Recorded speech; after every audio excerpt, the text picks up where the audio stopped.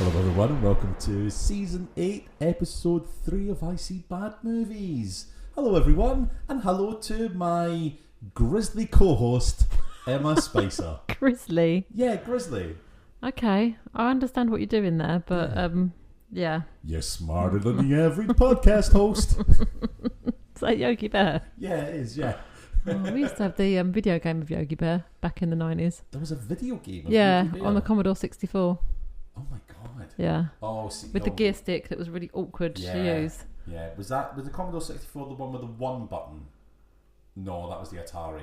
No, Maybe had a... So it was a normal keyboard, and then you had a joystick you could plug in as well, which had like one button on the top, and then you could just move it around, and there was a button on top. Oh my god! See, I didn't have a Commodore 64. I had a Spectrum ZX2. We never had a Spectrum. That was I think the Spectrum. We had a Sega Mega Drive as well. Oh yeah. I remember getting a Sega Mega Drive. That was great fun. Never played any bear-based games. Took about 45 minutes to load. Any game. Kids don't know these days, like how quickly. No. And that's the most annoying thing as well. Like, you'd put the tape in. Yeah. Commodore 64 was a tape as well, wasn't it? Yeah, I think it was actually. Yeah. And you'd press play on the tape, so it would start loading the game, and then it'd crash, and then you'd have to go through 30 minutes of loading it again.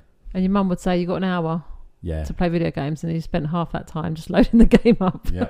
And then I think it was the summer of 1991, 1992, and we were playing on the Spectrum because I think this was we never had like a Master System or a Nintendo. Yeah. We went from the Spectrum to a Mega Drive, so we were like, okay. This is amazing. Yeah. The difference. We realised that if the game no longer required the tape in the Spectrum. You could put any tape in and play it, and the music would play. Oh, okay. Yep. We found that out right before we stopped using it. Anyway, those were the days. Those were the days. Anyway, welcome to Season 8, Episode 3. We are doing this season The Ones That Got Away. Yes, we are. Now, Emma, would you like to tell everybody the movie and the season that it comes from? Yes, so the season that it comes from is Killer Animals, and the movie is Cocaine Bear. Also, what was the other title that it had? Was that not the title? That's the actual bear, because it's based on a real life story. Oh, okay. The actual bear was given a name of Pablo Escobar, which I think is brilliant. Oh, perfect! Absolutely fantastic, isn't it? Yes. And I hope. I hope they kind of reference Pablo Escobar in the film. Yep. You know. And we should say as well that it's based on true events. It is. It's not like you said, it's not there wasn't actually a bear that went on a cocaine-fueled murdering spree. No, apparently though there did was kill the bear. Like a bear that got high off of some lost cocaine, and unfortunately it actually just died within an hour. which would, because I've seen the trailer for this, and he eats a whole package of cocaine, which would just kill you, wouldn't it? I don't know. You know, there's some people that probably put that much up their nose on a Saturday night in London, isn't there? Yeah. Yeah. But no, absolutely, you'd be dead. Yeah, your heart would just give out on you, I think. Anywhere near even half that amount, a quarter of that amount, it would be fatal to you. But yeah, poor bear. But what a way to go. What a great 45 minutes. Palpitations, sweats, extreme paranoia. But then, do you feel those things as a bear? I don't know. Probably not the paranoia thing. Probably not the paranoia. No. Well, they're after my honey. They're always after my honey. Alright, so let's read the synopsis then. So this is the official synopsis. Inspired by the 1985 true story of a drug runner's plane crash. I said that weird. A drug runner's plane crash. That's better. Missing cocaine and the black bear that ate it. This wild dark comedy finds an oddball group of cops, criminals, tourists and teens converging in a Georgia forest where a 500-pound apex predator has ingested a staggering amount of cocaine and gone on a coke-fueled rampage for more blow... ... and blood. There we go. Now, they've said a 500-pound apex predator. But I did look up the real story, and apparently Pablo Escobar was actually only 175 pounds. 79 doesn't kilos. sound enough for a bear, but It doesn't, I don't know, does because it? bears are like massive, aren't they? Yeah. It's basically like a black bear. Yeah. I mean, I have seen footage of black bears, and sometimes, it doesn't look insanely big. It's not like a brown bear. Well, I guess they're tall, but I guess there's a lot of fur there, so maybe they're not as heavy as you think. Maybe it was just after it came out of hibernation. If black bears hibernate, I don't know. I have no idea. So it would be a little bit scrawnier. But I reckon 79 kilos black bear. You reckon you could take it? I reckon I could. Have you ever seen that TikTok? I wouldn't try it. or like, it's not a TikTok, but it's like a meme of the guy who's like, okay, what to do when you're fighting a bear. Step 1, get on its back. Step 2, choke it out. Step 3, and it goes through all these steps, and it gets to like step 6, and it's like, realize you died at step 2. Yeah. Yeah. Yeah, absolutely. There was that guy that used to go out and like live among the bears and stuff, and he like made friends with them. Oh, really? And then they found his remains at some point. Oh. I mean, you can't make friends with a bear, can you? No, you can't. It's a wild animal. It's gonna, if it feels threatened or anything, it's gonna attack. It's not. You can't communicate with. I know there are people that have like raised lions and tigers and stuff from a cub, and lions and tigers and bears. But and there's that woman that had a pet chimpanzee, and it mauled her friend and ripped her face off. Yes, because they're wild animals. You don't know when they're gonna turn. Like, no, you don't. No, absolutely you can't just be like, oh no, it's perfectly safe to have a tiger in my house. It's not. Yeah. You don't, even if you have raised them from a cub, if they want to turn, they will kill you. Yeah, and there's nothing you can do. No, you won't be able to defend yourself against a tiger. I don't care that it's a 79 kilogram black bear. The muscle structure on that thing is so much stronger than us. The teeth, the claws, everything. It's designed to rip you to shreds. It is. It absolutely is. So you know what? The guy that lived with the bears was everything was absolutely fine, but he made one too many bear with me puns with them, and they'd had enough. They just ripped them apart. That was it. I would not last a week living with bears. You wouldn't last a day. I'd be constantly like that. Yeah. And a day. Yeah, no, I don't think you'd that quickly, do I? No, but if you were doing a lot of bear puns, they might be like, "Oh, who's this guy? Who brought this guy?" Right, shall I flip the coin? Yes. Right, now also we've got brand new mics. We have, we've got a whole new setup here. A whole new setup. We're hoping it sounds really good. We're still kind of playing around with levels. We're still not in a studio with like soundproofing, so hoping the mics will be better. Yes, there's probably still going to be an echo. Yeah. But I think the XLR mics, and I was reliably told by our pal Ben Holiday, XLR is going to sound so much better. And he is a musician, so he should know. Hopefully he should know. He's a bass player though, so musician is pushing it. I was trying to be kind. I'm kidding, Ben. We love you. But what I don't know is if it's going to pick up the flip of the coin. That's the only trouble, because it's much more directional rather than the old mics that we had. So we shall see. I don't think it did pick it up. But what do you reckon? Good. It is. We have the good. Excellent stuff. Can I just say as well, so far, and we've had 2 movies so far, this has been my favourite season, I think. It has. So I hope this doesn't let it down. Yeah. Because the last 2 have been great. I know. That's why I'm worried about it. Yeah. But I think I'm going to be worried about it until we break the streak, no matter what we do. Yeah. We shall see. All right. It is your turn to pick, isn't it? Yes. Did we confirm? Yeah, we did. Oh my God. I'm having real trouble fanning these cards out again. I'm being useless. All right. There we go. Scene. Line.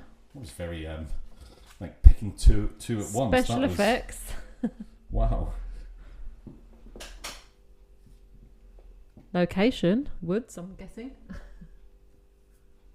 And death. Oh, that'll be a good one, hopefully. Yes. I think that'll be special effects. So what we got? So we've got scene, line, special effects, location, and death. All right then. Should we just go watch this film? Let's do it.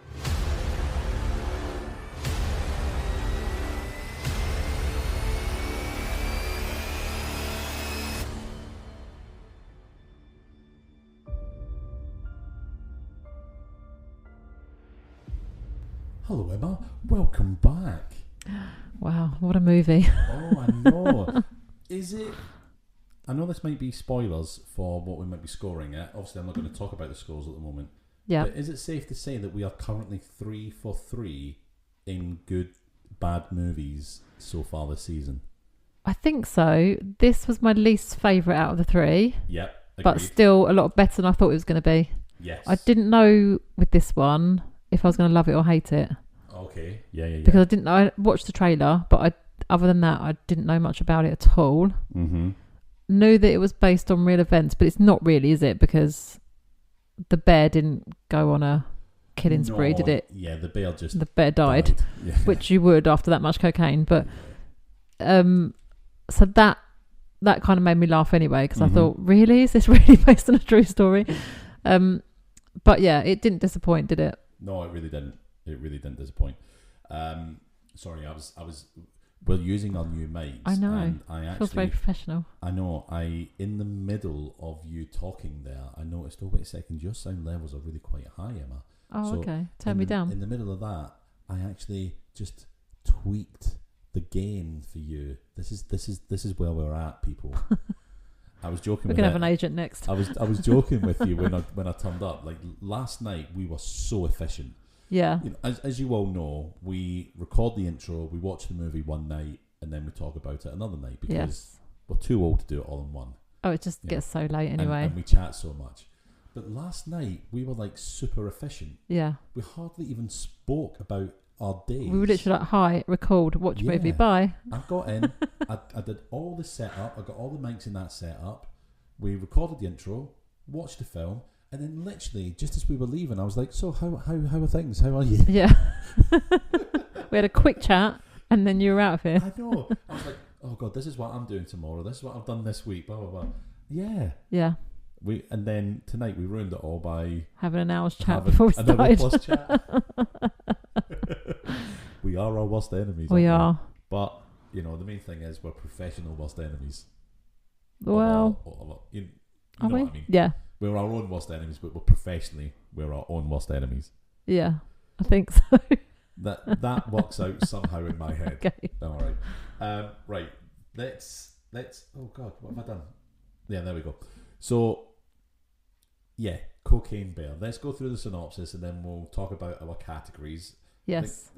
Categories are an interesting one for this film, I think, because I don't think the film fit a lot of our categories. I mean... But there's a lot of things to talk about with the film. There are a lot of things to talk about. I think location is always a tricky one because yes. Typically a movie is set over one or two locations, isn't it? Yeah, it is. And with this one, it was very much the national park or whatever it was they were in, the nature reserve. Or Chattahoochee? I don't know how you pronounce it. I think it's Chattahoochee Park in Georgia. I don't know if it's a real place. It was like a nature park. It's all just there. And it's very pretty. Yeah. I do actually have something for the location. Okay. But it's more because of the scene that the location I think I might know. Yeah, I think I might know where you're talking about. Yeah. Okay. Yeah. So yeah. Oh, I've done it again. I've gone away because I have looked up the synopsis. There's a few things that this movie's really much very one of those. It's gonna a little bit like Piranha 3D. There's a lot of setup, and then it really goes into the action. But what this does a little bit more than Piranha 3D is it does tease some action. Yes. And then all of a sudden... They were building suspense, weren't they? Quite a lot. There's a particular scene where it really just kicks off. There's one scene that's excellent. Oh, my God. I would honestly think I'd say it's the best killer animal scene. Yeah. It tops Piranha 3D's big scene. Oh, I think it's on a par. Okay. Because I really, in Piranha, I really loved the different killing methods. You know, when the guy gets the propeller in the water. Oh, yeah. And he just makes like a piranha smoothie.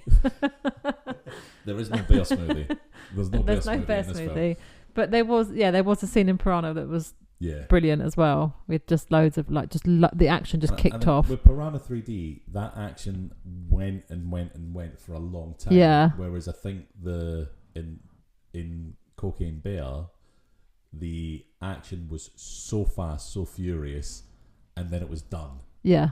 And then bear just kind of wandered off. Yeah. I think that made it like, it was just like bang, bang, bang, bang, bang, all these boom, boom, boom, boom, boom, these things happen and end. Yeah. Like, whoa, did that just happen? Where Piranha, for me, it was still great, but it was just because it was just much longer and drawn out. Not drawn out in a bad way. I wouldn't say in a bad way, but Cocaine Bear just hit you. Yeah. So, bang, bang.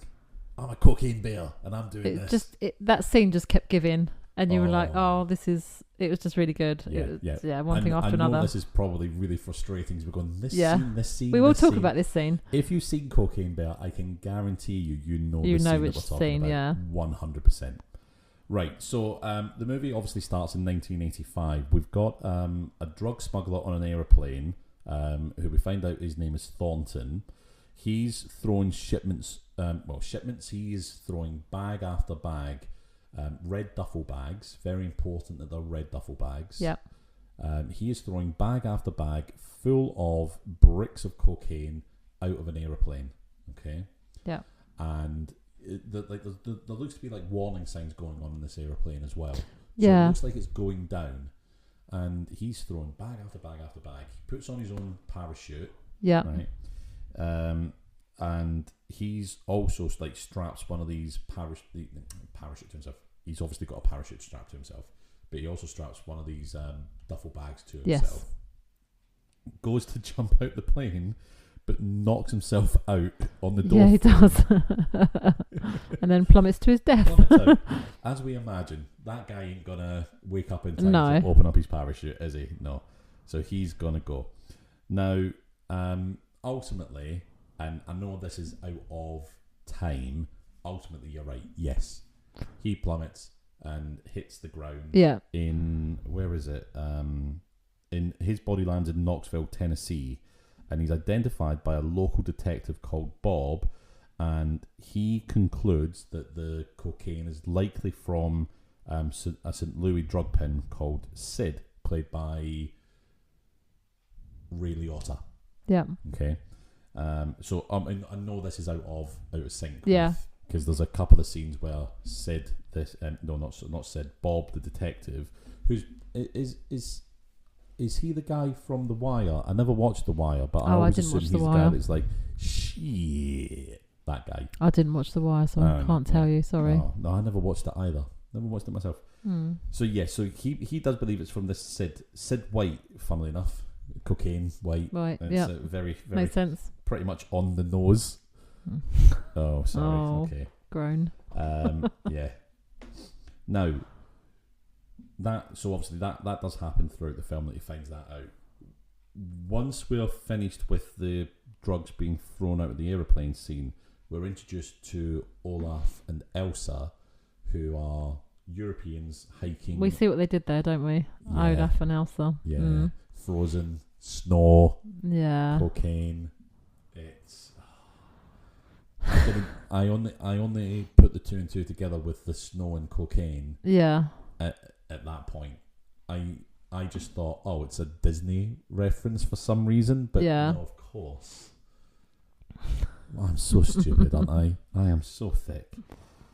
But yeah, so Olaf and Elsa are.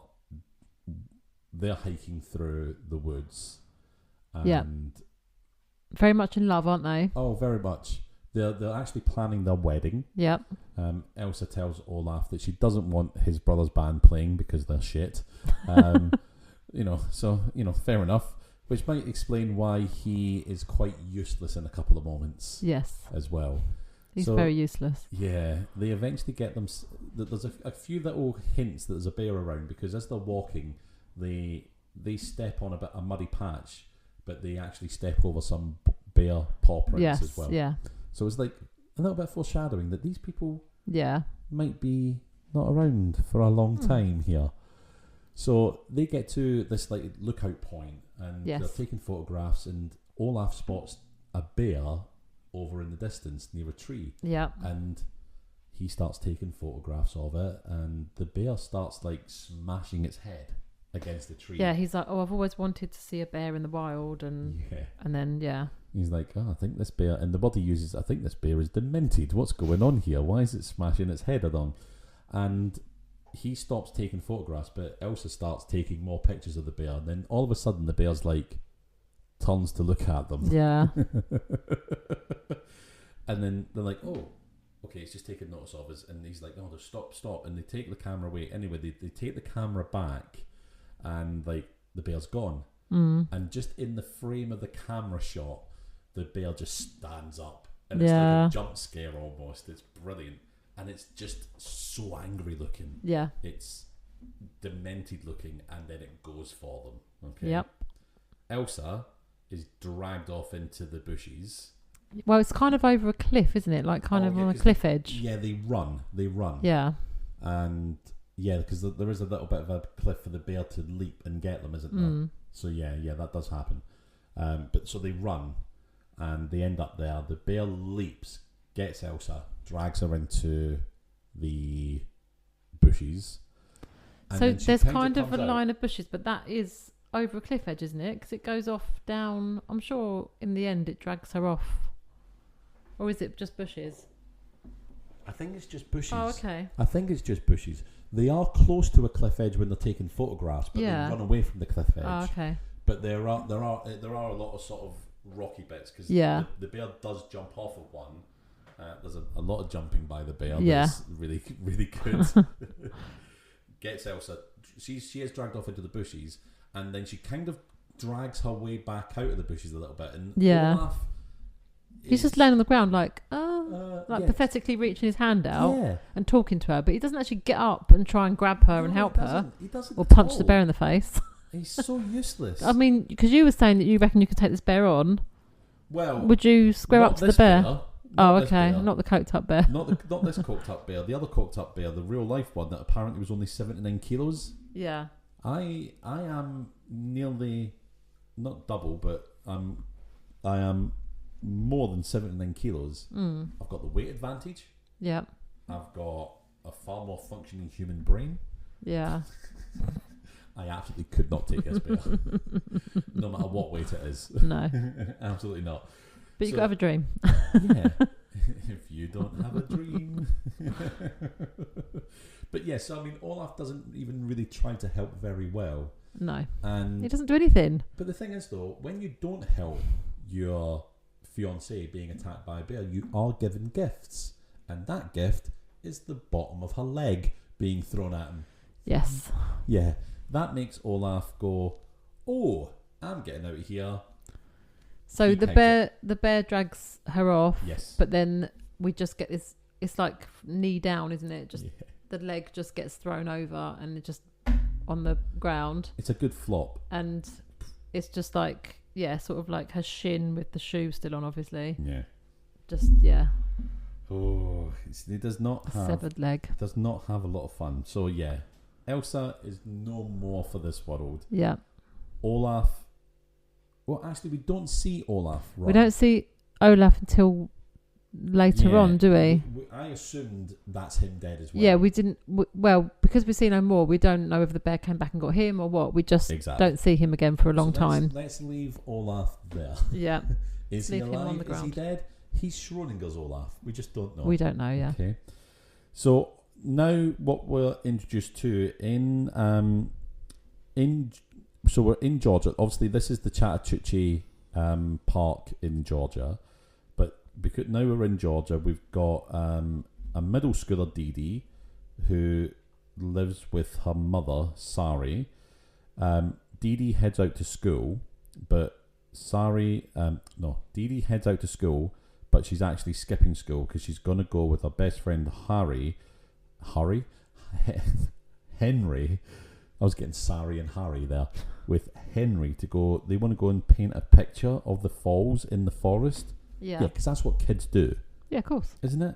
Yeah. I mean, let's go paint a picture. This is what was Neil Breen's idea of, let's have a boy and a girl go out to the forest and find a magic stone. No, these kids found a cocaine bear instead. Yeah. You know? So so they skip school and they go out to the forest. So they're on trails to falls, and they find a brick of cocaine. But this makes me laugh because they've gone out to paint a picture, and then they find a package of cocaine. Yeah. And what do they do with the cocaine? They take a vast amount of it. Well, they open it up, don't they? Because it's all taped up. Yeah. They open it up, and then I don't even know what they're using. They look like a palette knife. Well, I think Henry or Dee Dee, one of them has got a small like a Swiss pen Army knife, or pen knife. Yeah. So they kind of scoop out a massive bit of cocaine, and then being kids, obviously not knowing what you do with it, they just put it in their mouths. Yeah. So these are the innocent little kids that want to go out and paint a picture. Have now just taken a load of coke. Yeah. And Henry says, I've done coke before. Yeah, he hasn't, though, has he? He's of course he hasn't. He's trying to show off the Dee Dee. Yeah. Because on this hike, Henry falls behind because he is cutting into a tree, D4H. Yeah. Into a tree as well. So he's very much into Dee Dee, but she does look a lot older than him. I'm going to add. Yeah, but I think that's just at that age, girls kind of had their growth spurt earlier, and they do tend to look a bit older than the boys, don't they? At that age. That's fair. Yeah, that's a fair point. So yeah, they and on the drive over here, I was trying to figure out how much coke did they actually take. So quite a lot. It's a 1 kilo brick of cocaine. Yeah. Okay. Probably uncut. All right. Yeah. As well, so it's not mixed with anything. So it's pure cocaine. Yeah. Right. Now they probably a tablespoon, isn't it? Yeah, the knife, dessert spoon. It's like a heaped pile on this knife blade. Yeah. Easily 10 grams of powder. Easily. Oh, easily, probably more than that, I'd say. If you look at that package, it's a kilo of cocaine. Would you get 100 scoops like that out of it? Probably not. So how? Well, I don't know. We're having a conversation. We're not drug takers, so we don't know. But when you see it in movies, for example, and people will take a couple of lines of coke. I don't know what would be in one sitting. What would you take? Well, people tend to you'll get coke in like a gram. You'll get like a gram. Yeah, but how much would they take in one? Would they take the whole gram in one go? I honestly couldn't say. I'm just wondering, compared to like somebody who is taking it on a night out. Oh yeah. They've taken what? Double the amount? 3 times the amount? How much more? I mean, like easily they've taken 10 grams in. And they've eaten it. Yeah. I mean, they do spit a majority of it out, but some of that will still go into, because people rub it into their gums and stuff, don't they? Like you see them in movies, like rub it into their gums. Yep. So some of that's still being ingested, isn't it? I love when they do that in films. When you see a cop or a detective or something, see some white powder, and they'll put the finger in it and they'll rub it on the gums and go, cocaine. You're now testing positive for cocaine, and you'll be off the force. What the fuck? And that is not how you test for cocaine. You've got devices to test powder, surely. Yeah. You know. People don't do that. All through my young life, even as a young kid, I thought, why are you a police officer now going to be taking cocaine? I don't get it. Why? But you know what also really annoys me in movies? Things like Taken. Yeah, okay. So this guy is obviously be very careful knocking Taken here. He's obviously on a rampage to like find his daughter, right? Yeah. But in the process of rescuing his daughter, who is being trafficked, several people get killed. He causes a massive car accident. He commits so many crimes, and he walks away scot-free. Yeah. Like that doesn't happen. No. You don't just get to walk away from all of that chaos and killing several people because you're rescuing somebody. You still have murdered and caused car accidents and caused damage to the city. Yeah. Like you can't just walk away from that. Yeah. There is due you still have committed several crimes in another country. You wouldn't just be able to get a plane home. I mean, don't get me wrong. A judge may look at that and go leniently. You know, I'll give you the minimum term for I'm not these sure. Crimes you committed. I'm not rather sure than he throwing would. The absolute book at you, but murder. Are you getting away with that? No. Doesn't he at one point? Doesn't he shoot? Like he kills loads of people in that movie. Loads of people, but doesn't he also shoot his pal who is in league with the Albanian? Oh, maybe. Oh, the guy, the detective guy in France. The French detective guy. I'm sure he shoots him. I think he goes into his home and does it. Yeah, he does. I don't think because he finds out he's involved. Yeah. Yeah, I think or something happened to that guy, and I'm sure he dies anyway. Yeah. So Brian, you're in big trouble. you know. Yeah. You know, and your daughter better be one hell of a singer for all of this. Yeah. But yeah, I you know, like, they do take a massive mouthful of this cocaine, and yes, it's like the cinnamon challenge, you know, they take a mouthful of it, and a lot of it gets spat out, but I would say they've easily ingested at least 2 grams of cocaine. They'd still be off their tits. They would be absolutely... And they're kids as well, so they can take less than an adult, surely. They would, and you know, don't get me wrong, I'm sure... Well, not that kids should be taking coke. Don't take coke, kids, but... used to it as well, I would imagine, don't you? I guess you build up a tolerance. Yeah, well, I'm not, but I guess it's like alcohol, isn't it? You'd build up a tolerance, so you'd need more the more you take it, I guess. I'm not sure. And also, this is uncut. This is pure cocaine, bricked up. I mean, ready to go to distributors. Yeah, because don't forget, a lot of drugs are mixed, aren't they, with other substances to make them go further. I can't remember what it is, but it's like glucose. I think it's glucose. Some of the dodgy... I know I sound so dodgy being like, this is cut with, you know, cocaine is... I was just about to say, some of the dodgy drug dealers, they're all dodgy, but what I mean is, sometimes they cut it with things like concrete. I've heard... Oh, really? What was I watching? I think I watched a documentary about it. And yeah, some people, they say this documentary maker went into like deep into the forest somewhere. These drug dealers are like making cocaine, and they are cutting it with some really dodgy shit. So you don't know what you're taking.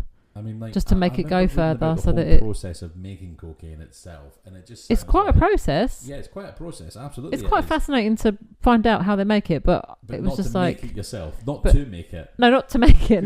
Could you imagine? You're like, you ever look up a recipe online, and you look up this recipe, you click on the link to it, and then you get like, you know, you get several pages worth of scrolling of the chef's backstory, and then you get the recipe at the bottom. Imagine looking up, how do you make cocaine? And then there's just Pablo Escobar with his life story, and then at the bottom, cocoa leaves, cocoa this. Well, I'm convinced that my son probably knows how to make crystal meth, because I watched Breaking Bad when I was on maternity leave with him. And so he was probably subconsciously taking it all in as a baby. So he probably knows exactly, somewhere deep in his brain, he's got the... makes sense. He probably can set up a lab and create crystal meth. Oh my God. Because the babies are just like a sponge, they're just taking it all in. I wonder how many people have watched Breaking Bad thinking, I'm going to take notes. I'm going to see if I can make my own crystal meth. I mean, I highly doubt that. Because, I mean, they do put a lot of detail in there, but not enough for you to be able to go, I can imagine not. I know how to do this. And the amount of equipment you need as well. Well, if you want to do it, do it on like big scale. I mean, they start off in the RV, don't they? But then they end up with a big lab. Do you know what? I've never watched Breaking Bad. Have you not? It's really good. I've got maybe 4 or 5 episodes in. Yeah. And then I was just like, I'm just too busy to It's good if you take it for what it is. Like, obviously there's a lot of silliness because you think, well, that wouldn't happen and that wouldn't happen, but it's a good easy watch, I think. I've heard Better Call Saul is really good as well. Yeah, apparently I've not watched that, but apparently that's good as well. But so there we go, there's a recommendation. Watch Better Call Saul. Okay. But yeah, and there was the movie as well, El Camino. Oh, was there a movie? Yeah, there's a movie that I've follows not seen that Aaron either. Paul's character when he gets out of prison. Yeah, I've not seen that. Jesse Pinkman, yeah. Yeah. See, I know all these things. Everything he says, he puts bitch on the end of it, and it just makes me laugh every time. How do you plead, Jesse Pinkman? Guilty, bitch. Anyway. I love you, bitch. I ain't never gonna stop loving you, bitch. Imagine if you got married. I do, bitch. You were never into Vine, were you? No, you've told me about it, and you've shown me a few. And one of my sometimes they pop vines, up on TikTok, actually. Yes. Don't they? One of my favourite vines of all time is a guy with a guitar. Yeah. Out of tune. He's not playing it. He just drums it. He's like, "I love you, bitch." Ring. I ain't never gonna stop loving you, bitch. Honestly, it is so good. And the woman's like, oh. Oh, so romantic. It is. I want someone to serenade me like that. Yeah, I would be pissing myself if someone sung that to me. If I walk down the aisle, not that I'm going to walk down the aisle, but if I walk down the aisle, if you do walk down the aisle, a piano version of I love you, bitch. I ain't never going to stop loving you, bitch. Come on, I love it. absolutely amazing. All right, so there's a lot happening. This is not all in order. This is not all in order, but we'll get to kind of like the process of it, because what's happening is at the moment we're being introduced to all of the characters. Yes. Okay. So obviously, I know, and Dee Dee and Henry, they found this, and they take some of this cocaine, but they are then attacked by the bear. Okay. Yes. And meanwhile, Sari, Dee Dee's mum, has realised that, she's got a call from the school to say that Dee Dee hasn't turned she's up. not in. Yeah. So she goes on the hunt for them herself. So we've got another mama bear. How does she know where they are, though? I can't remember. They must have said. They must have. Yeah, maybe made that clear that she knew where they were. Does she realise? I think that Dee Dee's paint gear is missing or something. She thinks, maybe they're off this way, perhaps. I don't know, but she mustn't. Yeah, because she goes to the park, so she must know. Yeah, that's where they'd be. And so Sari turns up at the park, and we're introduced to the park ranger as well. So our park ranger, who clearly has the hots for a fella called Peter, who is a wildlife activist. She's getting ready for him. The park ranger's getting ready for Peter to arrive because she's got the hots for him. You know, she's wearing like perfume and all that for him. Yeah. We're also introduced to a young guy who is talking to the park ranger, seems to be known by the park ranger, but he turns out to be a bit of a hoodlum as well. But we're introduced to him. She tells him to bugger off because Peter arrives. Yeah. And then Peter and the park ranger are having a chat when Sari turns up and is like, hey, I need to try and find my children. And this part, the activist guy, Peter, is clearly, I think, got interested in Sari, not the park ranger. So he's like, well, I know where this mountain is. Yeah. Or I know where the kids would go. Yeah. I know the place you're talking about. Because he's like, this is the whole mountain. But he says, I know where your kids are going based upon what you want to tell me, etc. Yeah. You know?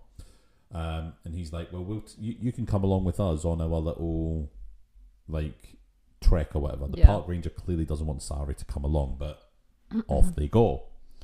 Now, what we also have then is in St. Louis, well, we have the guy that jumped out of a plane.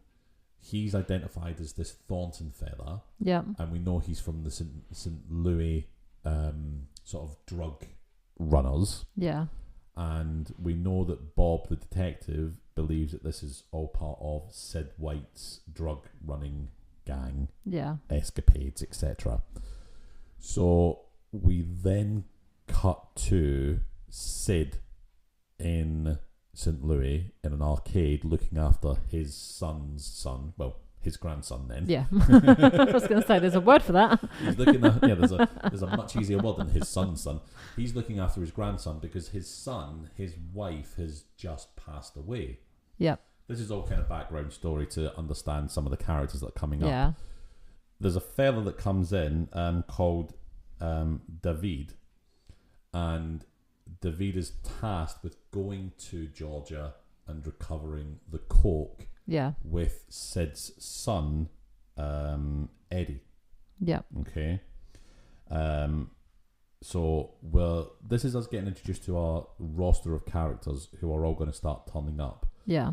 And now, what happens there is we have Sari going into the woods. We've got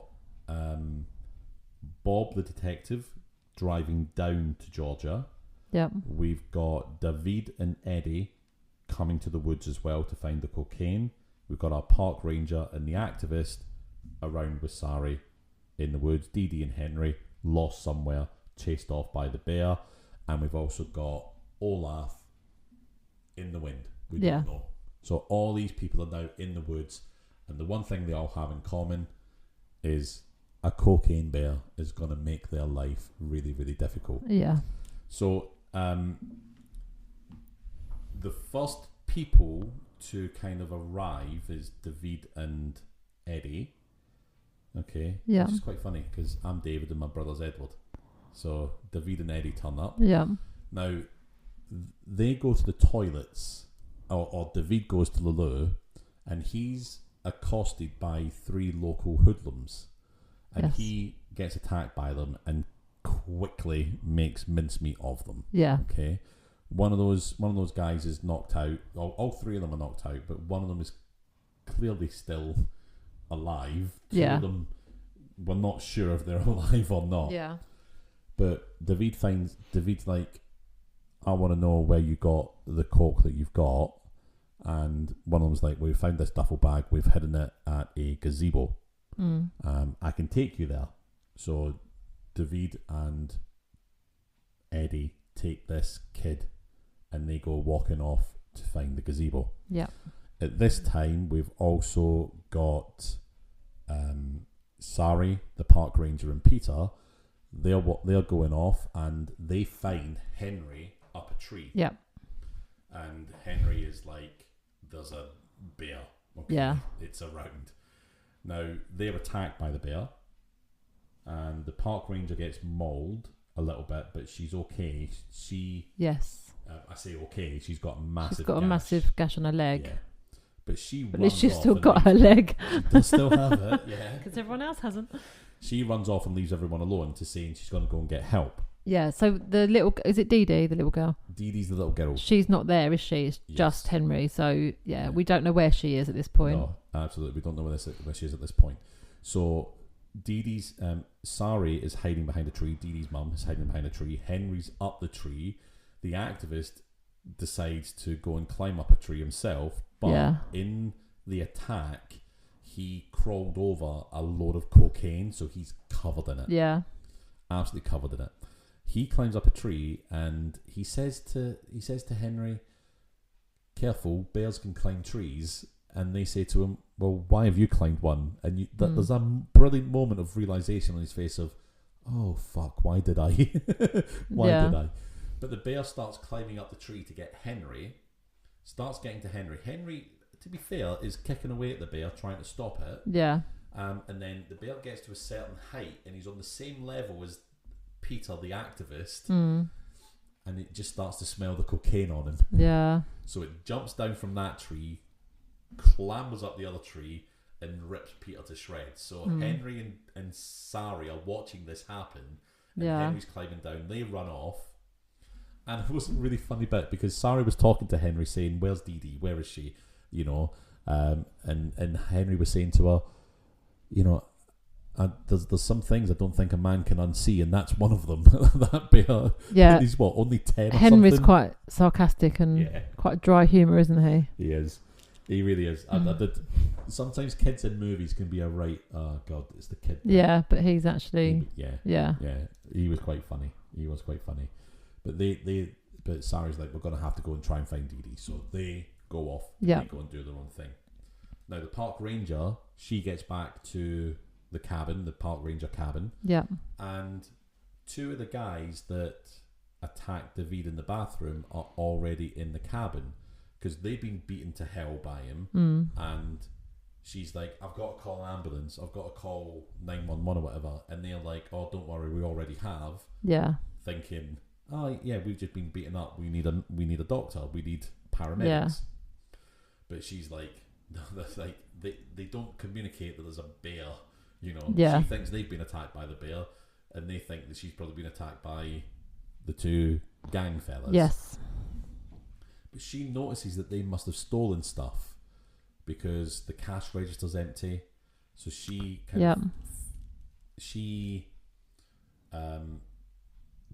she's got a gun out and she's threatening them, and like they're off on one side. But the bear turns up. Yeah. At that point.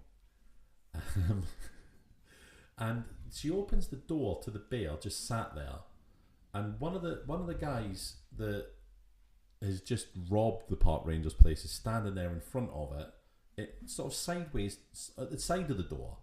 He's not right in front of the door, and the park ranger goes to shoot the bear, and she's clearly got her eyes closed when she fires. Yeah, she closed her eyes to fire for some reason, and she shoots him in the head. Yeah.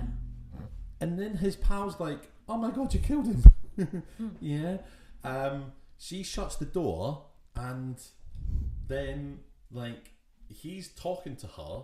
Yeah. And the bear head comes through the window in the door and gets him, and then the scene ends. You don't see what happens at that point. Yeah. But you obviously think, oh, they are for it. They are done. Okay. Now, I know, like, I think then we get like a scene with Sari and Henry where they that seems really boring. It's just them looking for the little girl. Yeah, so they find a couple of clues where she's left paint. Oh, on she's rocks. left paint. Yeah. A paint trail. Yeah. Yeah. But then we come back to our cabin. Yeah. Where we have, but please bear in mind, the detective's turned up at this point. He arrives. Oh yes. Doesn't see anything going on. Doesn't see the bear. Doesn't see like the bear having done anything to the park ranger in the cabin. And then he just goes off on his merry way. He's up on the gazebo at some point, isn't he? Yeah, oh, okay. In a bit, yeah, because we have the big scene first.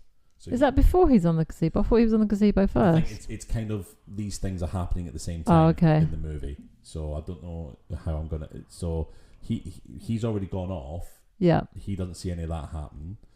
We have a scene with David and Eddie and our young lad who found the drugs. They're walking through the woods. Yeah. And they're just sort of having a lot of like chit chat between themselves. And Eddie, who's really depressed after the death of his wife, is like kind of disillusioned with the drug life. Yeah. And he's listening to this kid, and he's like, "Oh, this kid's making a lot of sense in life. You know, I'm wasting my life, all that sort of thing." So that we have a little scene with that. Now, our detective gets to the gazebo, notices. He's kind of just sat there in the gazebo, but he notices right at the top of the gazebo is one of these red duffel bags for the cocaine. Oh, yeah, that's why he's up there. And yeah, the next time we see him, he's on top of the gazebo. Yeah. And David and Eddie and this young lad, who I can't remember the name of, no, I can't remember. turn up.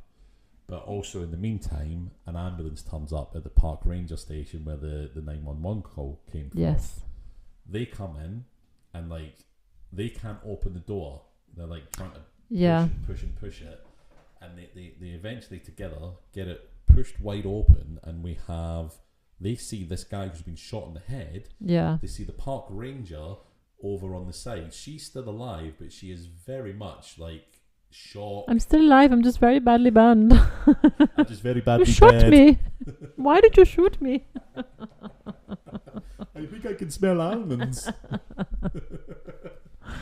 So she's knackered. Yeah. And she's muttering buh, buh, buh, buh, buh, like that. Yeah. One of the paramedics goes to the back room and opens up the door. Yeah. And just out of the darkness, the bear comes out. It's pitch black, and then this bear comes out, and this paramedic's looking at the bear. And that's all I'm going to say that happens. Yeah, can we not go into too much detail about this scene? Because this is the best scene that I want to talk about. We have got scene in our categories. We do. So, lots of stuff happens here.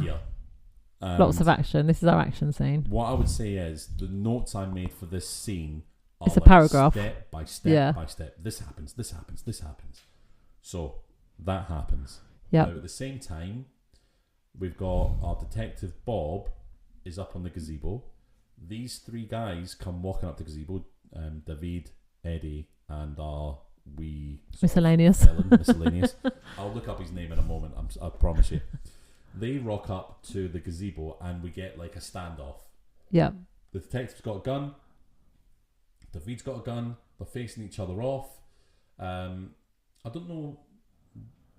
he forces David to throw his gun on the floor, and he does. Yeah. And then he's like, right, I don't want to say too much, but the detective now can't get down off the gazebo. Yes. All right, he can't get down. And they were like, well, how did you get up there? And he was like, well, I climbed up that tree and jumped over, and I kind of hurt my hip. And then Eddie's like, well, I'll catch you if you jump. And Bob's, the detective's like, no, I'm not doing that. That's just not happening. And in this sort of confusion, David goes to get the gun, And the detective shoots and takes 2 of his fingers off. Oh yeah, he does, doesn't he? I forgot to say as well, during the brawl in the bathroom, David got stabbed in the back. Oh, he did, didn't he? He just stood there and he just had a knife in his back at one point. So he's having a hard time with it. He's not having a good day. He really isn't having a good day. He did not want to come all the way to bloody Chattahoochee to get these drugs anyway. No. But he's paying the price. I know. He's paying the price. So he gets shot in the fingers.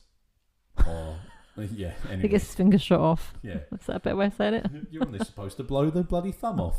He takes 2 fingers off. So David goes and hides under the gazebo. He's still got his gun. The detective's got his gun. And then the bear turns up. Yeah. Okay? And Eddie's like, there's a bear over there. And the detective's like, there ain't no bear over there. You're just trying to... Yeah. And then he looks around and sure enough, there's a bear. And the bear starts kind of sniffing around. Yeah. Starts sniffing around. And unbeknownst to us, but David's had one of these... so David knew that this kid knew where the cocaine was because he found one of the bricks of cocaine on him. And David, when he went to grab the gun, the cocaine fell out of his pocket, so it was on the floor. And the bear goes over to that cocaine and just swallows the whole brick in one. Yeah. And everyone's like, what's that bear going to do with all that cocaine? I mean, instant heart attack. What would it do? It would. Yeah. If you had that much in your system, I know he's a bear, so he's bigger than a human, but still, a kilo of coke. Yeah, but the thing is, he swallows it all in one. He doesn't even break the packaging. No. So what is this, slow release cocaine to the bear now? Yeah. I mean, what's going on with it? But the bear starts... The way they treat somebody who's on cocaine in this film, it's almost like someone in Hollywood that has never taken cocaine has written this film. Yeah. Because the bear starts acting like it's high on weed. It's kind of messing around. It's rolling around. It's and then all of us, it starts climbing over Eddie because he's lying on the floor. He's playing dead. And then because he makes a comment about. Have you got this to talk about later? I don't have it to talk about later, but he just falls. The bear just falls on Eddie. Yeah, because they make some comment about him being a male bear, don't they? And it's it's definitely a female. I've got his vagina on my face. So this is Pablo Escobar, is it? This one? Well, they call it Pablo Escobar, but just because it fits the name, there's not a female Pablo Escobar. It is a female bear. Yeah, but this is the bear that is it's based on a true story. There was a bear. There was a bear that they refer to as Pablo Escobar. Yes. That did ingest the cocaine, but it died, didn't it? That was a female, and that was a female bear as well, and this one is female too. Yes. Okay. Yeah. Because of what comes up later in the film. Yeah. Now, what the detective realizes this, right, and they're like, okay, they're prodding the bear, and they're like, is it still alive? Is it okay? They don't want to prod it, but they kind of want to. And what happens is somebody's got a little bit of coke on them somehow, and when David gets close to the bear to kind of check if it's alive or not, the bear gets a little bit of whiff of the cocaine and starts to wake up. Yeah. And the detective is like, oh, okay, wait a second, this bear's after the cocaine. So he's got this duffel bag of cocaine on the top, and he rips one of them open and gets the bear's attention, and then and it's a great scene because there's all this snow of cocaine, and the bear is it's like a shampoo advert, with slow motion going through this snow of cocaine, and then he also throws all the cocaine out the way so that the bear is distracted and goes off after it. But at that point, our detective gets shot in the gut from a distance. And it's not David that shot him. Yeah. Sid has turned up and he's got his own sort of hunting rifle, and he shot the cop. Okay. Cop does die, but before he dies, he says, "This is an apex predator, high on cocaine, and you 4 losers are going to go and chase it down." Okay. So yeah, it clearly ain't happening. One of them does get away. The young blonde fella, he gets away, but David, Eddie and Sid are off on the hunt to chase the bear. We're going on a bear hunt. We're going to catch a big one. I'm not scared. I'd be fucking scared. Yeah, I'd be terrified. I'd be really fucking terrified of this bear. Can I just say that I've Go just on. looked up Pablo Escobar, Oh yeah. also known as Cokie the bear. Yep. This bear they stuffed her and she's on display at a mall in Kentucky. So you can actually go and see. She's on display. You can actually go and see her in Kentucky. There's a picture of her with a little hat on. Oh. So they've actually kept the bear and taxidermied. Is that the right word? Taxidermied it. And there's also a documentary film, Cocaine Bear: The True Story. So maybe we've got to watch that now. That's even if just for fun, even just not for the podcast. Yeah. That could never be a season, could it? Terrible documentary movies. That just would be really boring. Yeah, although we did cover the J-Lo. Yeah. No, did we do the documentary or just the we didn't movie? do the documentary, we just did the movie. Oh, I watched the documentary out of I watched morbid curiosity. And then told you to watch it because it was just cringy. Oh, by the way, we did also find out that Bob's colleague, a young female police officer from the Kentucky police force, is she turns up and holds like Sid and all that at gunpoint. Yes. And then it turns out actually she's on their side. Yeah. And the worst thing is she's got Bob's dog. Yes. Which Bob had.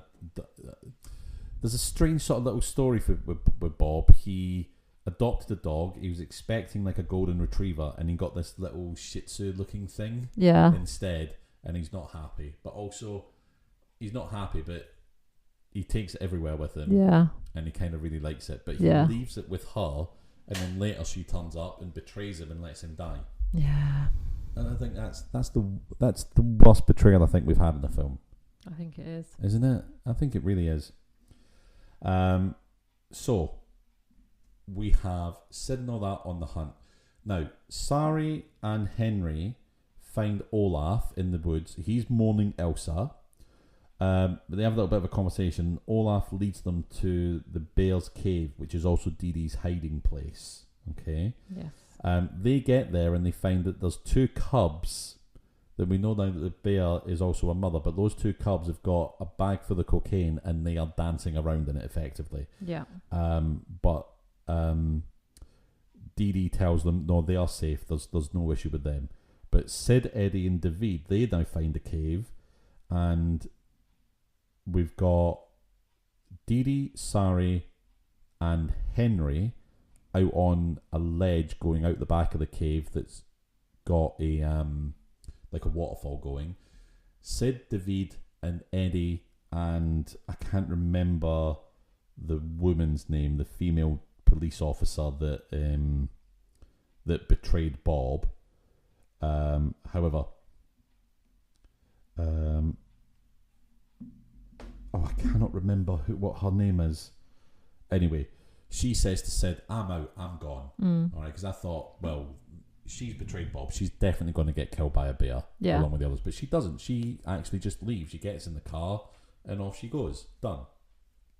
Now, Sid, Eddie, and David go into the cave. Sari, Henry, and Dee Dee have already left the cave through the back. Yeah.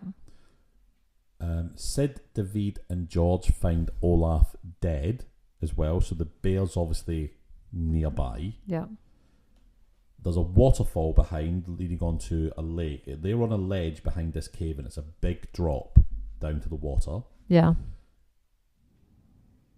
Oh, this is going to be so confusing because of all the names. I'm just going to go the family, the kids, right, and the gangsters. Okay. So the gangsters come out behind them.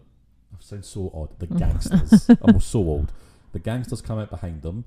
They see these kids here and they're like, what the hell? And there's a big bag of drugs just hanging off a branch above them. Because Sid is so desperate to recover some of these drugs. I don't think all of the drugs were for Sid. I just think one particular bag was for Sid. Yeah, maybe. And, you know, they're just dropping these bags out in certain areas for people. Because otherwise, you know, all those bags that are going out were millions and millions of dollars worth of drugs. Yeah. But Sid's only seems to care about getting some of it, not all of it. So that's fine. And Sari's like, I just want to take my kids home. And Sid's like, nobody's going anywhere. Why? Yeah. Why? Just let them go. At one point, isn't she like, oh, excuse me, I'm going to go now? Yeah, we're just going to leave. Because I remember saying to you, that's not how it works if you're being held up by gangsters. I know. You can't just be like, yeah, I want to go now, thanks. Like, okay, bye. Dude, there is a crazy coked up bear out killing people. Let's just get out of here. Yeah. Why hold us up? And he's like, no, I'm getting my drugs and you're just hanging around. But she's not trying to stop him getting the drugs, so there's no point in holding them. Yeah, this is one of my issues. Just a control freak, this clearly. Is what I want to talk about on the flip side, because I don't have a lot of other bad things. No, so, I don't have loads, but I've got a couple of bits. Yeah, there's a few things to talk about, and that's definitely one that I want to talk about. But they're having this argument, this tete-a-tete, and Sid is getting so annoyed with these little bear cubs running around. He starts hitting them, and then we hear a mother bear's howl. And above them on the cliff, this bear appears and starts making its way down to them. And lots of stuff happens, but the bear gets hit and crashes down, doesn't it? Yeah. And we think the bear's dead, and the bear cubs are there. The kids and Sari, they've already jumped off into the water and got on, sort of big drop, they've gotten away and they've gotten over to the other side of the water. Yeah. The bear's down on the ground. In a lot of kerfuffle, Sid has fired his gun and hit David in the neck. He's really having a bad day of it. And Sid, bless his little drug dealing heart. I know, bless him.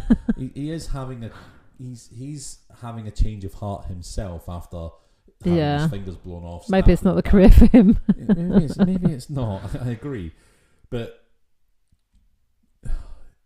David and George jump off as well to get away from Sid. Yeah. And Sid climbs up to try and get this bag of cocaine. Yeah. And one of the bricks of cocaine fall out, goes tumbling down the mountain, and smashes open and dusts all over our cocaine bear, which gives it a little bit more of life. Yeah. Like, yeah, that cocaine does that. Yeah. Apparently. The bear gets up and is like, right, I'm getting you, Sid. Climbs up, attacks him, rips open his stomach. The little cubs start pulling his intestines out like a row of sausages. Yeah. And then that's the end of Sid. He dies. Now over on the other bank of the river, David is seriously bleeding out, but luckily Sari is a nurse. Yes. And she helps patch him up. And that's the end of the film, effectively. We have a few little scenes. Obviously, we've got... there's a couple of little scenes on the credits, isn't there?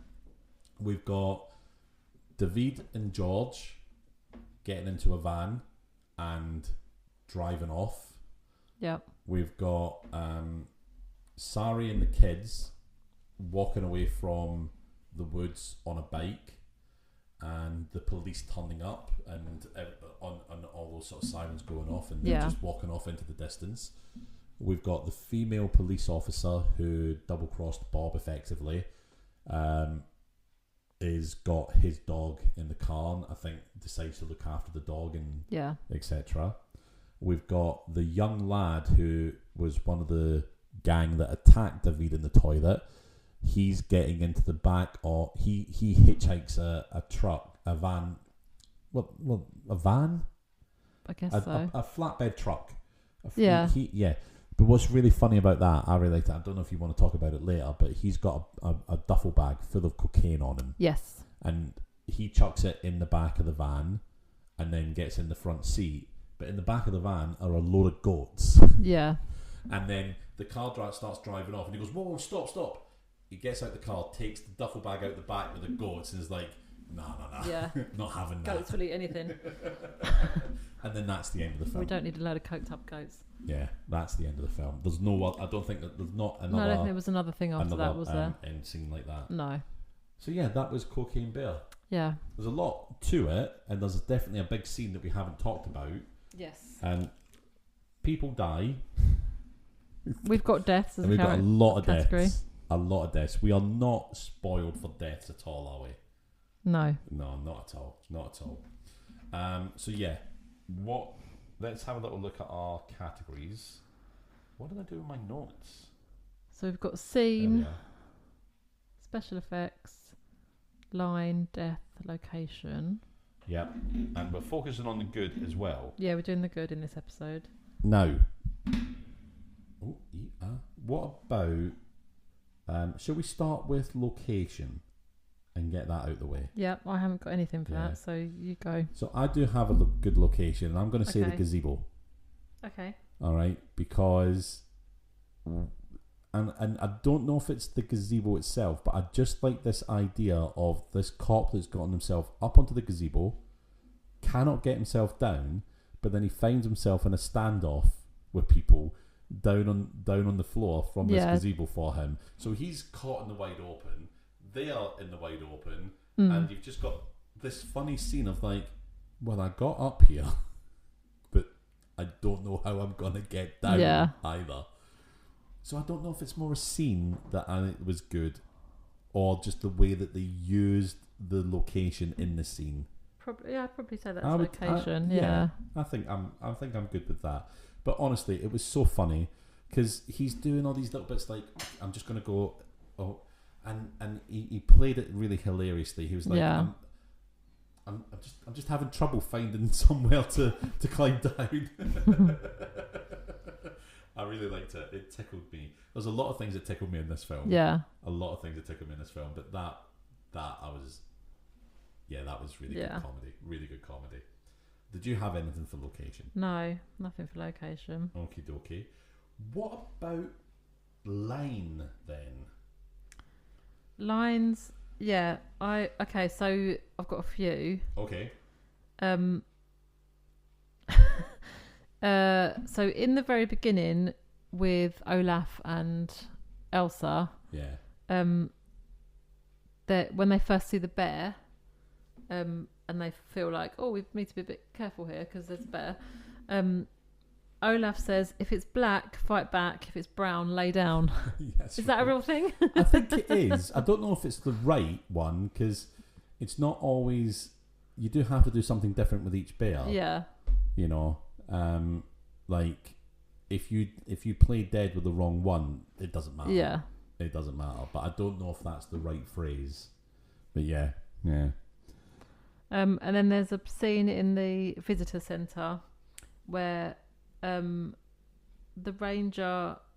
female ranger. Mm-hmm. Is it the female ranger that gets out this? There's a big like cardboard cutout of a beaver. I don't know what it's for. Why she's getting it out? Yes. But.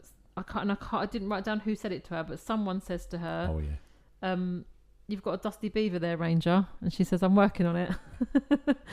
And then I'd really liked when, so you touched on this earlier, but when Henry's up the tree and they find him, and then Peter goes to climb the other tree. Oh yeah.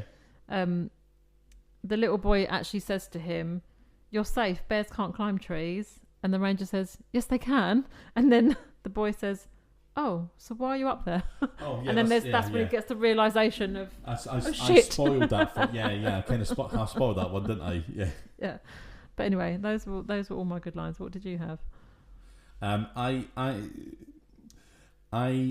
remember when they said you got a dusty beaver and says working on it. We both picked up our phones to write that down, didn't we? And I was like, oh no, I'm going to be lazy. I'm going to let you write that one down. But yeah, that was brilliant. Another one. What the kid who says to them, he says, you know, like, take me to where the drugs are. And it's like, where are the drugs? And the kid's like, we stashed it under a gazebo. We're going back for it later tonight. And David says to him, a gazebo? And then the kid goes, yeah, it's a pavilion-like structure. And David goes, this isn't even the funny bit. David goes, I know what the fuck a gazebo is. But then Eddie in the background goes, I didn't.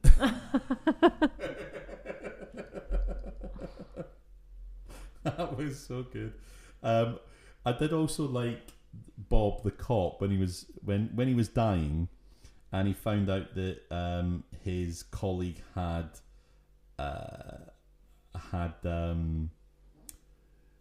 it was working with the drug gang all along. His dying words are effectively like, I trusted you, and it's so dramatic. Yeah. I trusted you. The state of Tennessee trusted you. The United States of America, it trusted you. It was just so dramatic as well, and it was so well delivered as well. Yeah. I really liked him. Who was the actor that played him? Is he the guy? Isaiah Whitlock Jr. Is he the guy from The Wire? No, I don't think he is. He's just very similar to the guy from The Wire. He's got that same kind of. Attitude, I think. But yeah, it was very, very good. There was another line I'd written down. Bear with me, sorry. I need to find it. Where did I put it? I can't say it because it's part of the big scene. Oh, okay. So I'm going to hold on to it. Talk about it in scenes. We'll talk about it in scenes. Yeah. Okay. We'll talk about it in scenes. So yeah, I was thinking, where's that line? Oh no, I put it down in my notes for the scene that we want to talk about. So yeah, we've got quite a few good lines in that film as well. Yeah. Very, very happy with that. What about special effects? Special effects. I thought the actual bear itself looked pretty good. It did, didn't it? Because obviously that was all CGI. That wasn't a real bear running around. I don't know if maybe it was mixed in with some real bear. It might have been, but some of the close-up stuff. Yeah, obviously the scenes where it's like mauling people is not a real bear, and they did make it look quite good. Oh, 100%. But I also really liked, at the end when the bag of Coke falls from the rocks, and it kind of explodes and it's all kind of in the air. Yeah. There's just this little bit where we have a close-up of the bear's nose, and like her nostrils are going, and she sort of inhales this cloud of Coke. Yes. That was done really well, I thought, and it was a nice little touch. It was kind of like, I don't know, it was like something out of a cartoon. You know, like when there's a pie on the windowsill and they smell. Yeah. And they kind of float to it. Yeah, yes. It was kind of like that, but they'd made it look good. So I quite like that. That was a really good touch.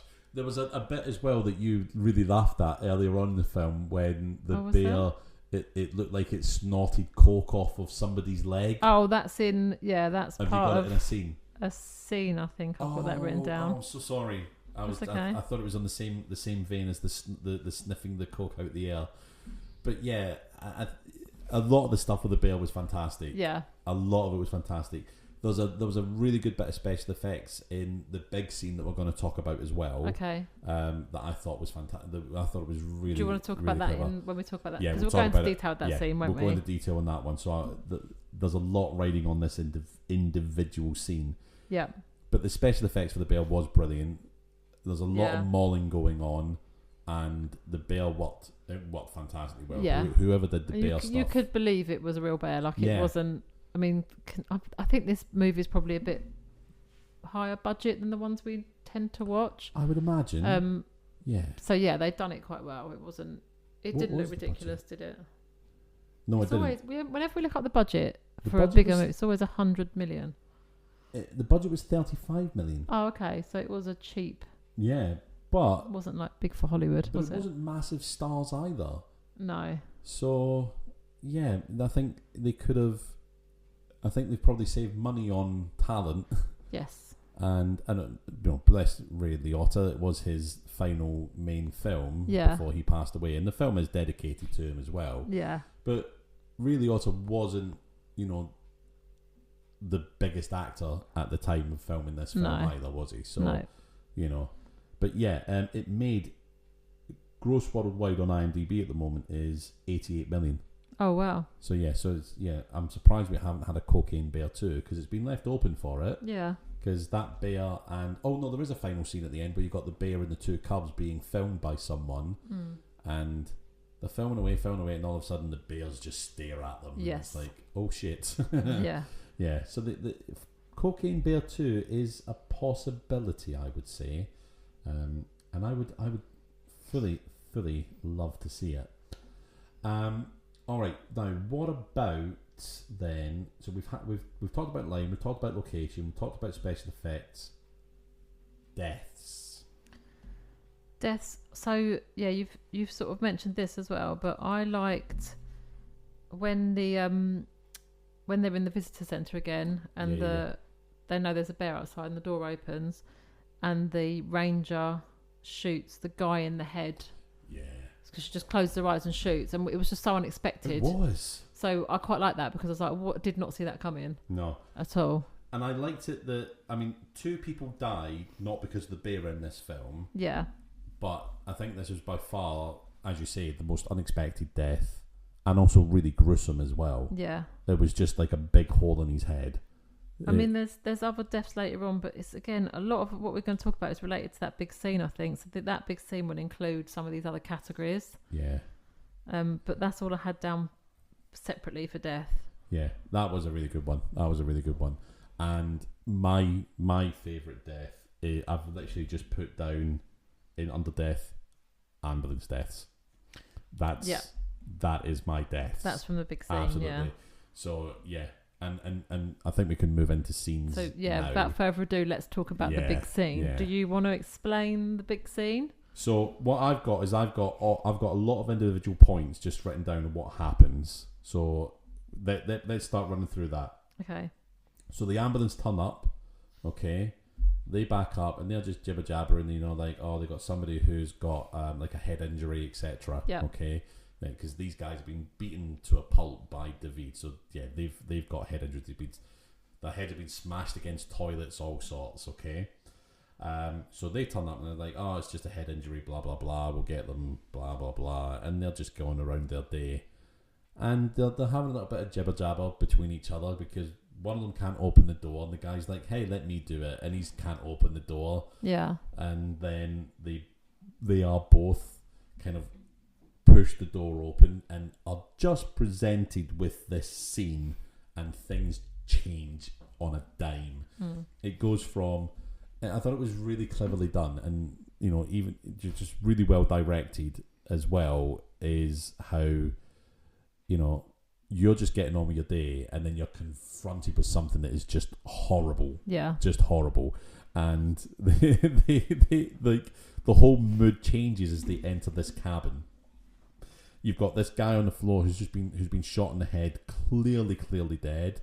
The female paramedic goes and starts dealing with the park ranger, who I said is just kind of mumbling this bear thing. And our male paramedic opens up this back door.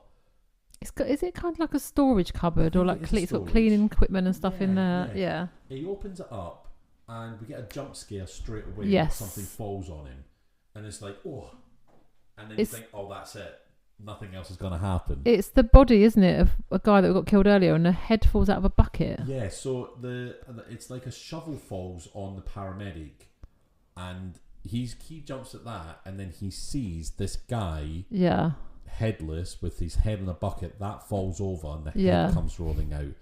And he's just horrified by it. Yeah. And then all of a sudden... You would be. Yeah. I mean, if you weren't horrified by it, be like, I'd be really questioned. Okay, never mind. I mean, I know you see a lot as a paramedic, but I can't... Yeah, but you don't see stuff like that, surely. Stuff like that. No.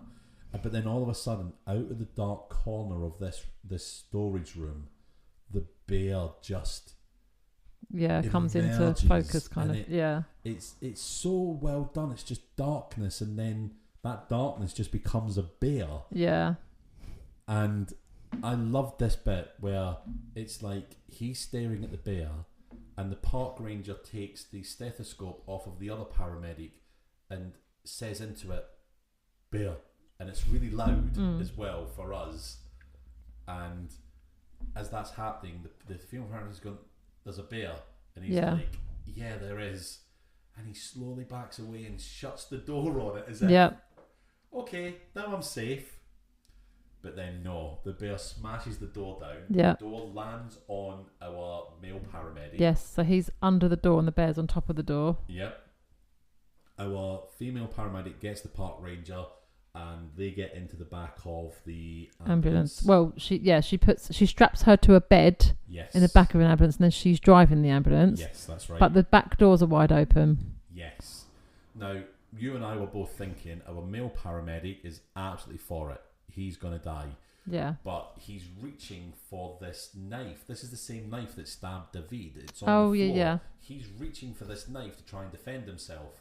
But instead, he grabs the medic bag, Yeah. which is a red duffel bag. Oh, yes. And he hits the bear on the head with it. Yeah. And the bag goes flying over to the other side of the room. But the bear sees this red duffel bag and thinks, Coke. Coke. Yep. Yeah. Gets distracted, goes over to that. So our male paramedic gets in the back of the ambulance and... Well, he's running after it, isn't he? That's right, yeah. He's like, go, go, go. And she starts and I'm like, you should have got in the back of the ambulance before you said go, go, go. Yeah, because now you're trying to catch up with a moving vehicle. So he's running. He gets on it, but the doors are still open. Our park ranger is strapped to the bed. She's actually strapped. This is important that she's strapped down to the bed. Yeah, really important. She's strapped to the... Oh, God, yes, it really is. She's strapped to the bed. The bear is travelling at yes, after them. The bear is after, and it's a coked up bear, so it's got some speed. Yeah, it is Llsten bolting after them. Yeah, almost Llsten bolt. Llsten, it's a bear. That's the Latin term for a bear. No. Llsten bolt. Come on, that was amazing. Anyway. Listen, honestly, if you listen to this episode and you appreciated that Llsten bolt joke, just please write in and tell Emma that look she gave me when I made it, she's wrong. Please don't. She's wrong. So we should say they tried to shoot the bear, but yes. Now this is one of the, she's terrible. She's a terrible shot. She is a terrible shot. What happened to the other guy? I would not have wanted to be the male paramedic because he's in the doorway and she's shooting past him. Yeah, obviously he doesn't know that, but don't trust that woman with a gun. She's a terrible. I really like that touch because I was expecting him to get shot by her. Oh, okay, well, yeah, but he doesn't. Didn't. Yeah, and that's the line that it all happens really, really sort of like quickly, but that's the line. She's shooting away, and he's like, "Shoot the fucking bear, not the tree." Oh. Hello, Milo. Milo did not like the bear, did he? No, Milo doesn't like any animals on TV. Milo did not cope. And yeah, so this is all kicking off, and the bear is chasing them. He's trying to get the doors on the ambulance closed as well, but he just can't. And then there's just this slow motion jump by the bear. Yeah. As the bear just lands inside the back of the ambulance. Now, our paramedic is getting battered around by the bear, but the gun that the park ranger is on goes flying out the back of the ambulance. Yeah. And this all happens so quickly. She goes flying out the back of the ambulance, and it's just like and it's like I was going to say, it's like a piece of toast. When you drop a piece of toast and it's butter side down, yes. She just goes face side down. I was literally thinking the exact same thing. It is exactly that. Yeah. Exactly that. I'm so glad you said it. She goes face down, absolutely plants on the ground, and is road rash across the floor. Oh, her face literally it carries on going, doesn't it? And she just gets her face scraped a lot, and they show it. Oh yes, which I thought was really good because it looked real, it was just like she's just getting her face like scraped to bits on the road. It's like it was gruesome. If you've ever seen like a belt sander taking a bit of wood down, it was it was just literally like sand her face down on the road. And if anything, it says to me like this is why people riding motorbikes should wear leathers and protective gear. 100%, yeah, because this is what happens. You come off a bike with no leathers on, your skin's ripped off, your flesh is ripped off of your bones. Oh my god, yes, yeah. It's not good. She was, and I thought, are they going to make her still live through this? Because one, she's been mauled by the bear, she's now through another bear attack. Yeah. Now that's happened. Are they still somehow going to be like, she survived? No. But this is why it's important that she's strapped to a bed, because she didn't even have her hands to put out to stop her face getting destroyed. I mean, obviously she still would have got injuries, but your first instinct would be hands out so your face isn't against the road. But she was strapped to a bed, so she literally was helpless. And she was trying to shoot the bear while her arms were strapped as well. Which I thought, she's going to shoot herself in the toe or something. Yeah. But yeah, so that happens. Now, the bear is still like smashing our male paramedic around the back. He is kind of smashed up to the front, Yeah. And this is one of my this favourite was special gruesome. effects. He's kind of looking at his female paramedic friend, and his hand just kind of flops His off. hand and it's is just a stump like and hand hanging. Yeah, his hand is hanging by a thread, isn't it? And that looks quite good so as well. Good. Yeah. It looked so gruesome and so nasty. It was perfect, absolutely perfect. And then our female paramedic is like, he gets dragged into the back of the van, and then you just see the blood splatter over her. Yeah, it's just all this stuff's obviously going on in the back while she's trying to drive and concentrate, and then she just totally loses her concentration. She does, and she just crashes straight into a tree. At what, maybe 60 mile an hour? She must be going pretty fast, and then she obviously just comes straight out the windscreen on the ground, and you just see her laying lifeless, like a close up to the camera, kind of mangled but facing the camera. So she's dead, I'm assuming. But that whole scene is just chaos, but just absolute action, and just it's such a well directed scene, isn't it? It was great. And you know one thing that I really loved about it at the end? After all this has happened, all this chaos, the bear just walks slowly away from it all. Yeah. Like, I've done my job here. It's just like... Yeah. Whatever. What was that all about? What happened there? They're so dramatic. Yeah, I know. It was so funny. Yeah. Bum. Off you go. Yeah, I absolutely loved it. My absolute favourite scene. Best scene. I loved it so much. Yeah. If this film didn't have that scene, I would say it would lose loads of stars. I think. That scene did make the movie. Yeah. I know we'd had the death of the Peter, the nature activist guy. That was quite gruesome.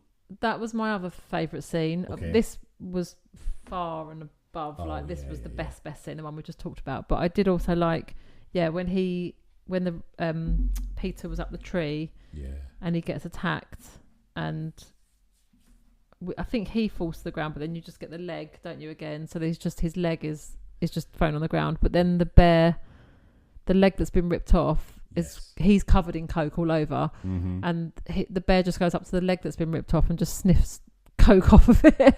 I just like that little touch. It was a great touch, wasn't it? So that was a good scene as well, but nothing like this. The one we've just talked about was and way ahead. This film was directed by Elizabeth Banks, wasn't it? And I like Elizabeth Banks as an actress anyway, but this was an absolutely brilliantly directed film, I thought. Yeah. With what we had, there was just so much going on. Really, really, really, really liked it. Very much so. What else has she directed? Oh, Charlie's Angels, Pitch Perfect 2. Oh my God. She directed the worst movie ever made. Which movie? Movie 43. I've not seen that. It is. I hate it so much. I absolutely hate it. So that we can't watch it then? You can watch it. I'm not. So movie 43, right, is one of those anthology movies. So it's lots of different little sort of comedy scenes put together. Yeah. But none of it's funny. It has got an absolutely massive cast. It's got Emma Stone, Stephen Merchant, Richard Gere, Liv Schreiber, Dennis Quaid. Have we talked about this before? Greg Kinnear. Don't think we have.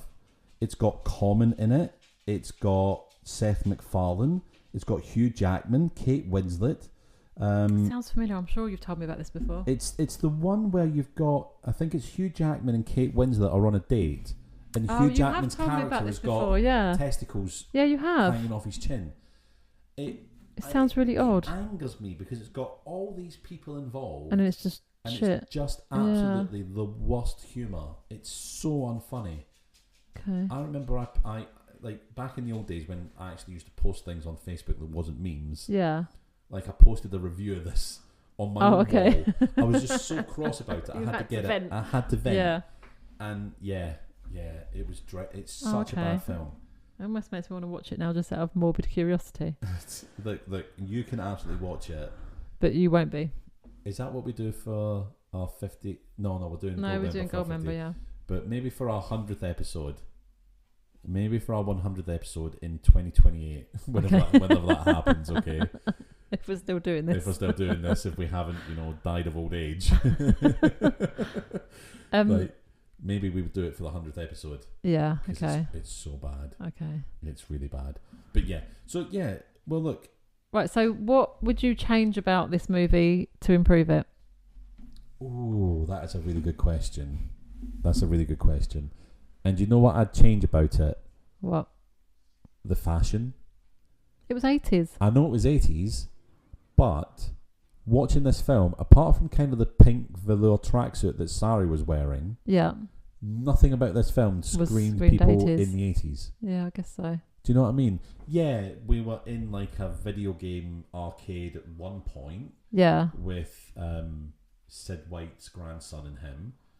And that was it. And yeah, we had some kind of hints of 80s stuff, but it wasn't particularly 80s. I would have wanted to lean more into the 80s stuff and see the kids. Maybe some 80s hairstyles as well. Yeah, maybe some 80s hairstyles. Yeah. We had the kids who they could have been kids of any age, in any age, sorry. Yeah. Nothing said 80s to me. Maybe one of them at one point turned up with like a WWE wrestling championship belt on them. Yeah. But, they still sell that kind of thing nowadays. So that didn't say to me that was odd because WWE was that big in the 80s for kids. It kind of was, but it wasn't that big for kids in the 80s, but more so in the late 80s, early 90s. But yeah, I would have really leaned into the 80s vibe more. Yeah. A lot more. And and we'd have had maybe a wild cards of costume to talk about as well. Yeah. But we just didn't have that. Just didn't have it. What would you change? Okay, so I've got a couple of things. Okay. One thing I would change is variety in deaths, because we had 3 times the bear just kind of mauled somebody and then we got the leg thrown out, didn't we? Good point. So I'd have a bit more variety. I know we had like the intestines at the end, but just a bit more variety. I like when there's a lot of deaths in the movie. I quite like them to be a bit more inventive with them. Like I like the ways they kill somebody to be inventive, and then like with something like this, I guess a bear's not going to come up with different ways, but they could have done something different with each death. So I would change that. And then also I just thought of this as we were talking. That what they could have done, because I said to you at one point, this bear's taken so much coke, but obviously that coke at some point is going to run out. There's quite a big supply, but it's taking it a kilo at a time, so it's going to run out pretty quickly. The come down from that would be immense. They could have done a scene at the end where the bear's just coming down from the coke. That would have been good. And it's just like, I don't know, got the shakes and being sick or whatever. I don't know what the come down would be, but I know when people come off of heroin, it's like they're really sick, aren't they? Yeah. I don't know what it's like from coke, but I just imagine that after all of that coke, it would be one sick bear, wouldn't it? You're gonna have some and just the regret on his face of like, what the fuck have I done? Because now I've got to suffer for weeks probably coming off this stuff. That would be a very good idea. I think going back to the varied death things, I think it's really interesting that our biggest favourite scene is a death by medical gurney. We've got a death of a paramedic that we don't even see. Oh yeah, I guess so. And then we have a death of someone being thrown out of an ambulance, all caused by the bear. But they're just different, and it was kind of a little bit more inventive than this person's just been mauled to death by the bear. There's more going on. There's more happening. I guess so. But I think it's really interesting that that's our favourite scene. Yeah, and you've got variety, whereas the rest of them are they're gory, they're messy. Yeah, but some of them we don't even see. Yeah, as well, which again is $35 million budget. Okay, fine. You have a really photorealistic bear as well, so.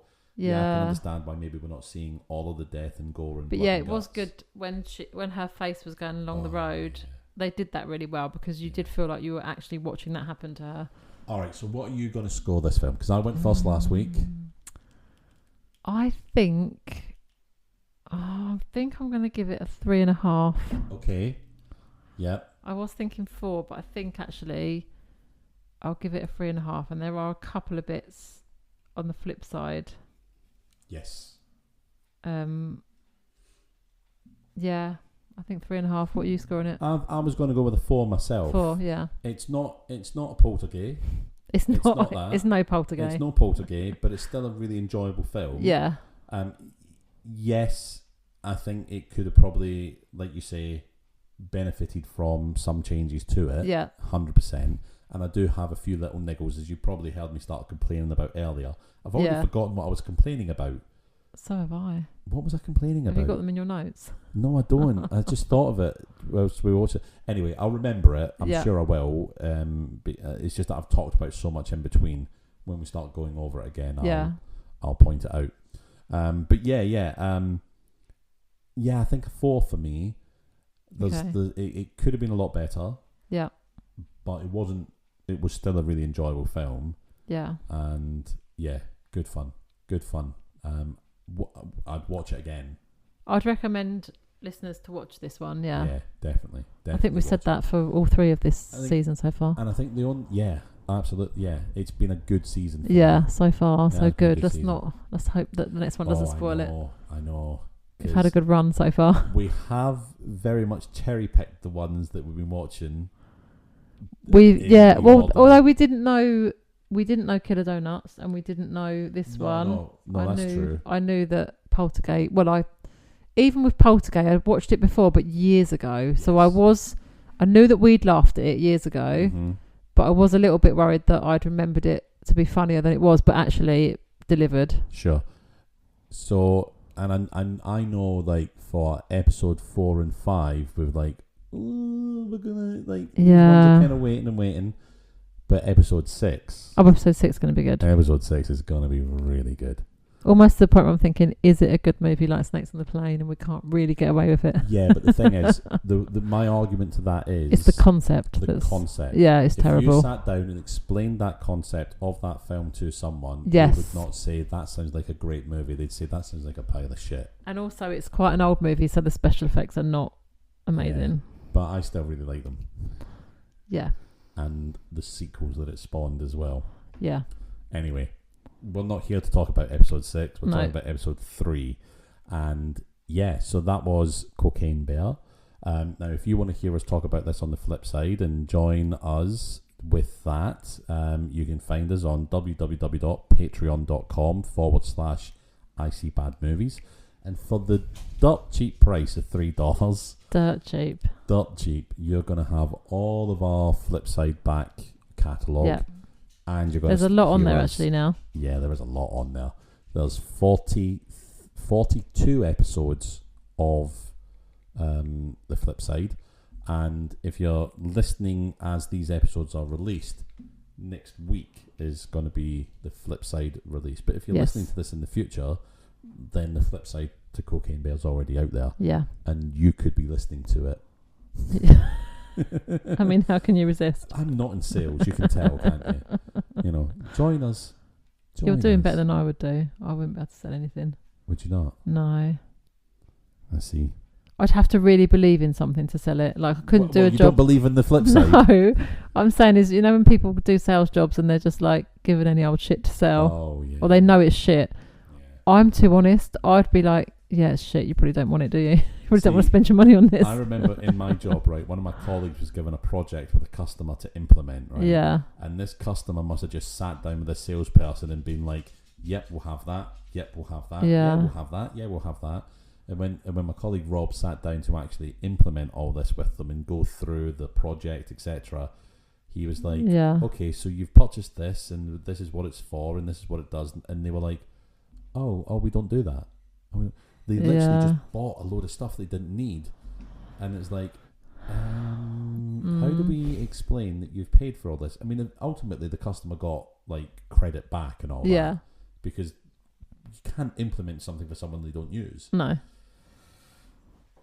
You think that salesperson did not stay with us for that much longer. I can imagine. Yeah, really did. Anyway, but do come and check out the flip side. Because that is worth your money. That really is worth your money. $3 a month.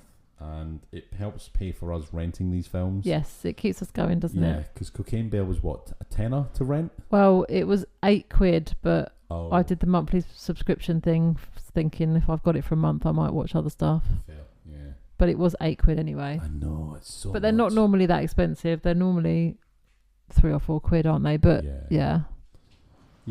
But it does. But we watch several a month. Yeah. Several a month, and it does help. See, that's when you're a bad salesperson. It's like, oh, it only costs this much. It costs so much. We need so it adds much up over time. And also, you've just bought these flashy new mics so that our sound quality is hopefully a bit better. Yeah, hopefully. We'll find out in the edit. Yeah. We'll find out when it goes out and people are going, the sound's still shit. yeah. But we're doing our best on a budget. Yeah, what we are still having to like figure out is like levels and that. So do let us know, engage with us and let us know, oh, Emma was quiet, David was too loud. And we've also still got the annoying dog in the background. So I'm sorry, but he is just a nuisance. He can't be. The good thing with these mics is that they're a lot better than those wireless mics that we have, and so it shouldn't pick up so much. The gain up so high to catch. Oh, okay. So hopefully background noise won't be picked up as much. Yeah, background noise hopefully won't be too bad. Fingers crossed. Good. Yeah. But there might be a few little bits of tippy tappies. Yeah, like this. Yeah. You're just gonna have to carpet everywhere. Yeah, but then no, not if he wheeze on it. I like that. Yeah, but then no. All right. So we're gonna go record the flip side now. Yes. Hopefully you can join us on it. And it's bye from me. Bye from me.